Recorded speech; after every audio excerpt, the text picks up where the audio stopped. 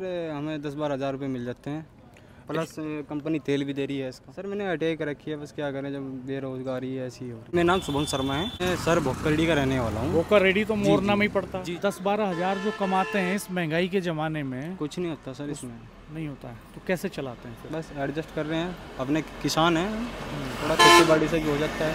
Sir सरकार को सोचना चाहिए इस बारे में, जो बेरोजगारी है इसके बारे में सरकार को सोचना चाहिए। जो पढ़े लिखे लड़के घूम रहे हैं, जो कुछ में अनपढ़ भी आ रहे हैं और पढ़े लिखे भी एक जगह काम कर रहे हैं, तो क्या पढ़ेगा, क्या फ़ायदा। कई जितने भी MLA बने सब हिंदू मुस्लिम पे बने ना। यहाँ कुछ अस्पताल कुछ नहीं। यहाँ से मोरना है, यहाँ से एक अस्पताल वो भी वैसा ही हैगा,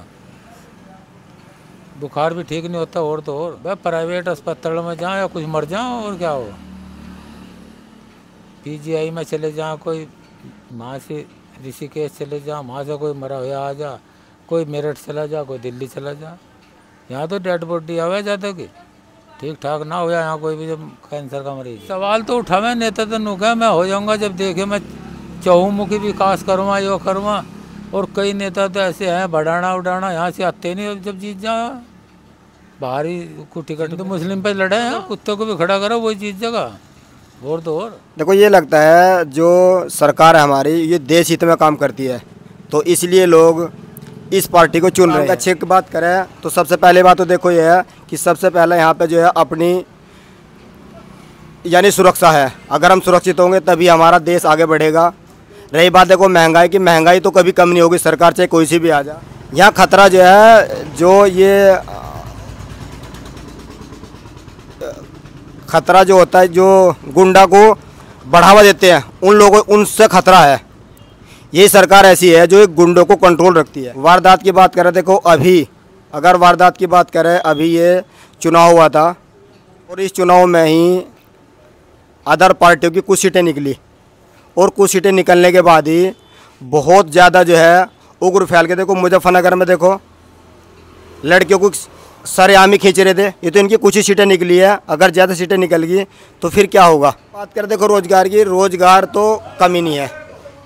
शिक्षा है, देखो हमारे यहाँ क्या है कि हम रोज़गार क्या चाहिए, नौकरी चाहिए सबको, अपना काम करने के लिए रिस्क लेने के लिए तैयार नहीं है, इसलिए बेरोज़गारी यानी आज के समय में बेरोज़गारी नहीं है। ना करवा की कमी अगर करने वाले हैं तो कोई दिक्कत नहीं। और बाकी सरकार देखो प्रयास कर रही है, एकदम तो सुधार नहीं होगा लेकिन काफ़ी सुधार हुआ है। यहाँ हिंदू मुस्लिम का तो कोई मसला ही नहीं है। सबसे बड़ी समस्या जो है बीजेपी के सामने ये है जी, बीजेपी के यहाँ कि ये भेदभाव ज़्यादा हो रहा, बस और कोई परेशानी नहीं है। जो इनके नेता हैं कुछ उसमें जो है भाई इस तरह का भेदभाव है, हिंदू मुस्लिम का राजनीति करने इनका मकसद है। अब तो बंद हो गई, वो तो काम ही लॉकडाउन से ही बंद हो गया, तो कुछ भी नहीं कर रहे, अब तो घर का ही काम करें। 4-5 बीघे जमीन में तो गेहूँ बोल रहे हैं, ये चीरी हुई तो सभी सोचे हैं काम के बारे में, काम के चक्कर में जावे भी करने कहीं पर से नहीं काम चल रहा है। बीजेपी के आदमी कैसे बदमाशी खत्म हो रही जल्दी जी।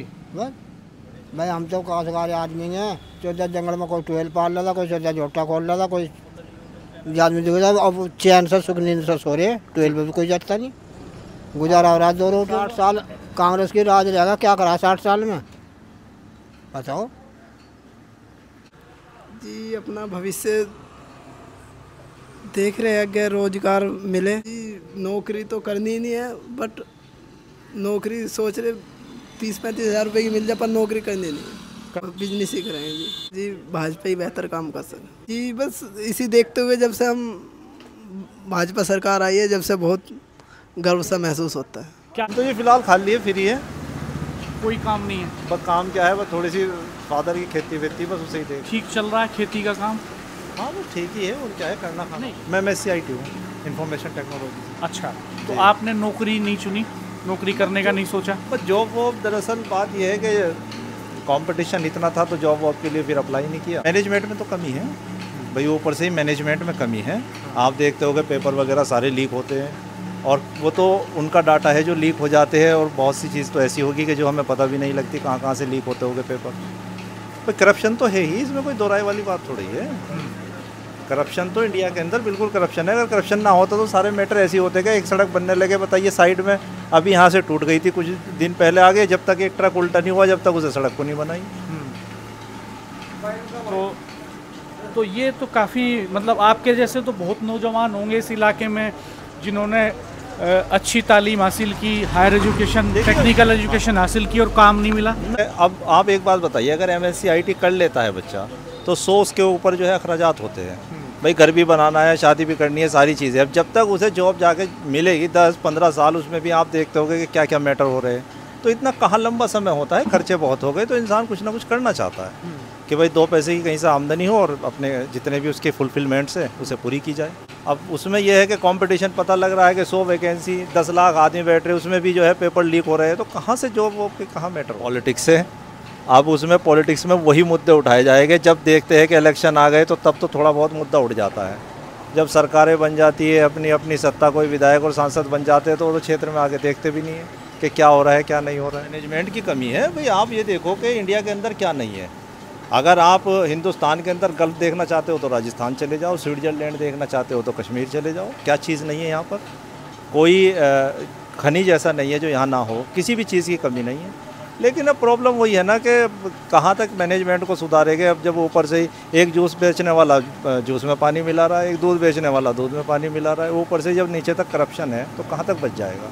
देखिए, जब इलेक्शन होते हैं और पार्टी से ये सवाल किए जाते हैं तो वो आश्वासन दे देते हैं, भाई कंसोलेशन दे देते हैं, हाँ बिल्कुल ध्यान दिया जाएगा। लेकिन क्या हो रहा है, ध्यान कहाँ दिया जाता है? एक बार इलेक्शन हो जाए मुद्दे दब जाते हैं, फिर कौन ध्यान करता है? अपने अपने कामों में लग जाते हैं सब। अब एक आदमी के पास यही थोड़ी मुद्दा होता है, भाई उसे अपनी आजीविका भी चलानी है। वो एक बार तो मुद्दा उठाएगा, बार बार कहीं धरने पे, कहीं बार बार कोई अपना पत्र वगैरह किसी अधिकारी के पास बार बार थोड़ी धक्के खाएगा वो। तो जो आप पहले देखते थे कितनी महंगाई नहीं थी, अब बताइए कितनी महंगाई हो रही है। ये हमने पहेड़ा सादात गांव में देखा कि कितने तरह के कलर्स यहाँ मौजूद हैं। एक तरफ लोग हैं जो कहते हैं कि डेवलपमेंट बहुत तेज़ी से हो रहा है, एक तरफ अनएम्प्लॉयड यूथ है, पढ़ा लिखा यूथ है जिसके पास काम नहीं है, उसे काम की तलाश है। यहाँ कोई बड़ा अस्पताल नहीं है जिसमें गंभीर बीमारियों का इलाज हो सके, हायर एजुकेशन के बड़े सेंटर नहीं हैं। और सबसे जो ख़राब बात है वो ये है कि अधिकांश नौजवानों के पास बड़े सपने भी नहीं हैं, वो बहुत छोटे फ्रेमवर्क में चीज़ों को देख रहे हैं।